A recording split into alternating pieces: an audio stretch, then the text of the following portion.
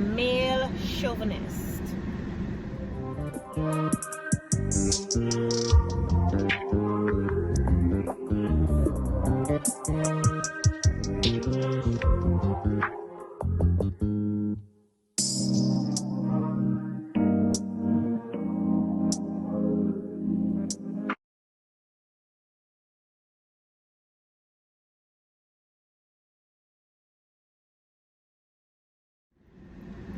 Good morning. I hope everybody's doing well.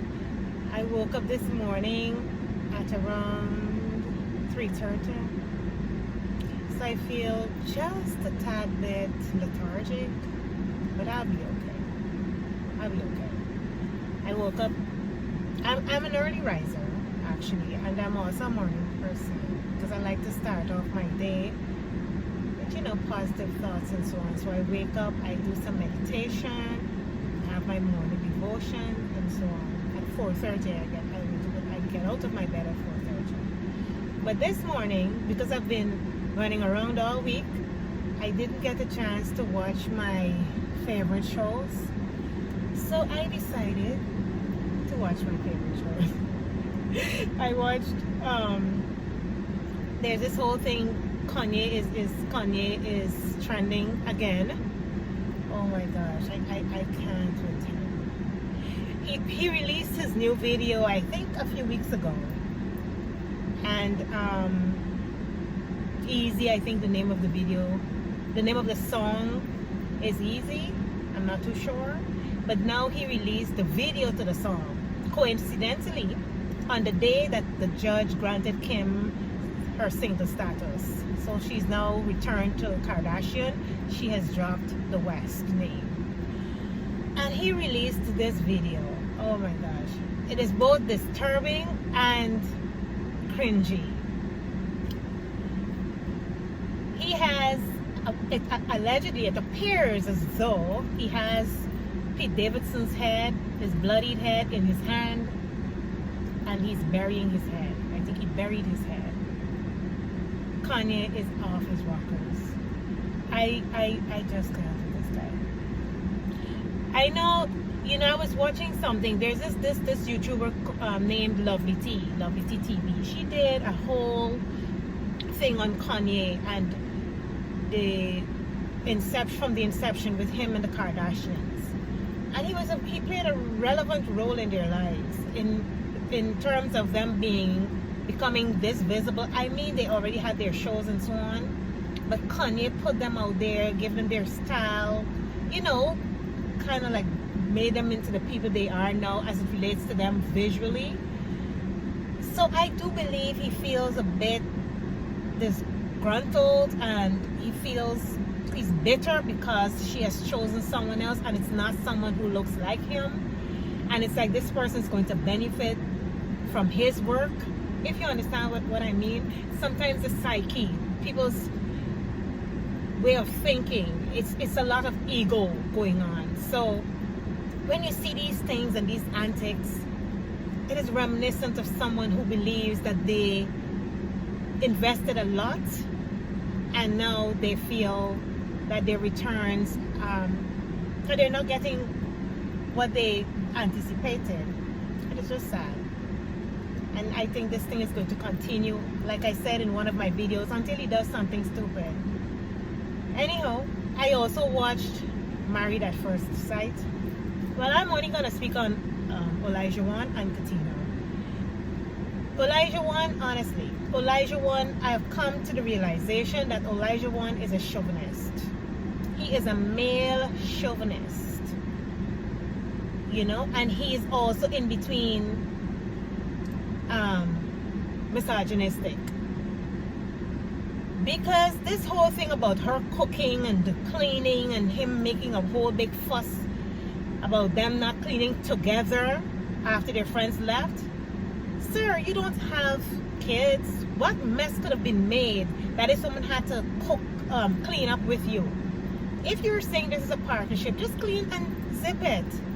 But I do believe that he also has an identity. He's going through an identity crisis. He suffers from an inferiority complex.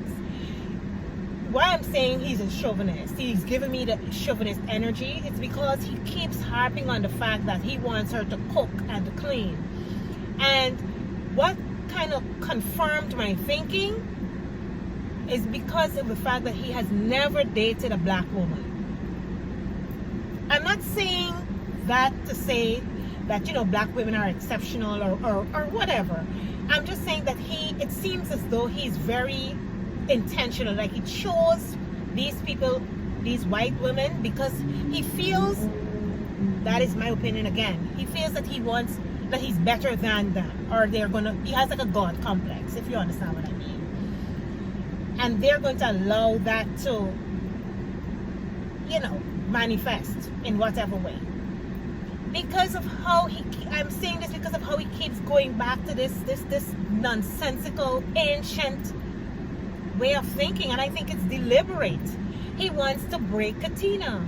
Katina said to him that she doesn't cry because she's been through a lot and so on, and he sits there like he's a lord. And I don't, OlajuEGOTistic is just not my cup of tea. I don't think OlajuEGOTistic should have been on that show. And you know, I was thinking, if you're thinking to try out for Married at First Sight, the things that you don't want, you should say you want. That is how sick the producers are. I think they're just messy. If you go and you put on your application, I don't like this, that, and the third, that is exactly what they're going to give you. So you have to do reverse psychology. Reverse psychology. What you don't want, you have to say that is what you want. And what you want, you have to say that is what you don't want. They're messing with people's minds.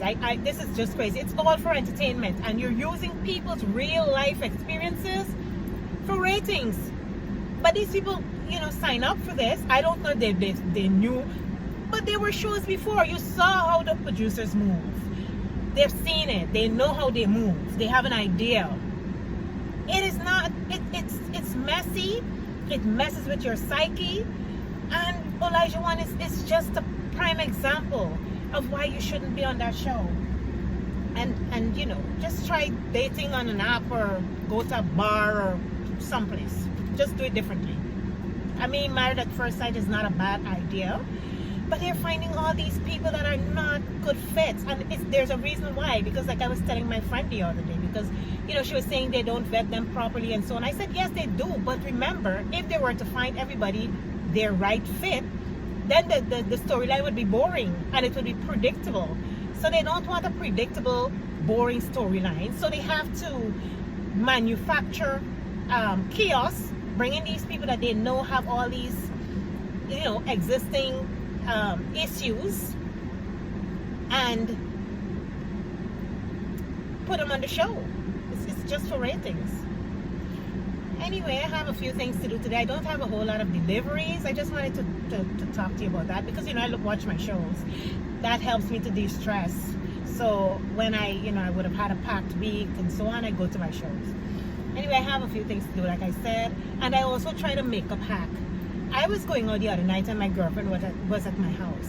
So I applied the foundation. I usually use Smashbox. I've been using Smashbox for a long time. And I don't know what happened. I don't know what went wrong, but apparently I applied a bit too much. It is the powder and the foundation in one. And she came up and she said, "What's going on with your face?" I said, "I don't know." She said, "Something seems to be off." I said, "What?" She said, "Something seems to be off." I said, "Fix it." So she went to the refrigerator. She took out a cube of ice. And she placed it in a tissue. And she just started to glide it across my face. Within 5 minutes, it set the powder, and you would not believe that it looked as though the powder was just on top of my face. The ice set the powder. So an idea came to mind. I said, because I had bought a packet of sponges, those little sponges with the different shapes. Because a few years back, I never used to reuse sponges because I was afraid to transfer germs to my, because my face, I had all those issues as a result of my hormone problem. So I decided, I have the sponge too with a little point, with a tip. So I use the regular sponges to apply the makeup, and then that is when I'm going to apply makeup, because usually I go barefaced. I prefer to do that so that my pores can breathe. And like I said, I'm always afraid to plug my pores and to have a reoccurrence of the issues I had a few years ago. Not too long ago, I should say. So what I did, I used that sponge, I applied the makeup, I placed the other sponge in the freezing compartment of my refrigerator, left it overnight. When I woke up this morning, I took it out, and when I was done applying the makeup, I just pressed the sponge to my face. You know, I placed it there and just pressed it to my face gently. Did it, you know, a few times. Walked around the house. Lo and behold, my gosh, this is the result. Look, this is the result. You see this? It looks as though I'm not wearing anything. It works. That's a makeup hack for you. It freaking works, and it feels really good. It looks natural. It feels natural. It doesn't feel like if I'm wearing anything. It doesn't even look like I'm wearing anything. I have to remember that I'm wearing makeup, that I'm wearing foundation, because I have a way. I usually would take some tissue and pass it on my face, you know, so I have to remind myself that I am wearing makeup today. So that's it. And I have to go to the bank, because the other day I was trying to complete a transaction, and these people, the machine retained my card. And this is a bank that I don't really mess with.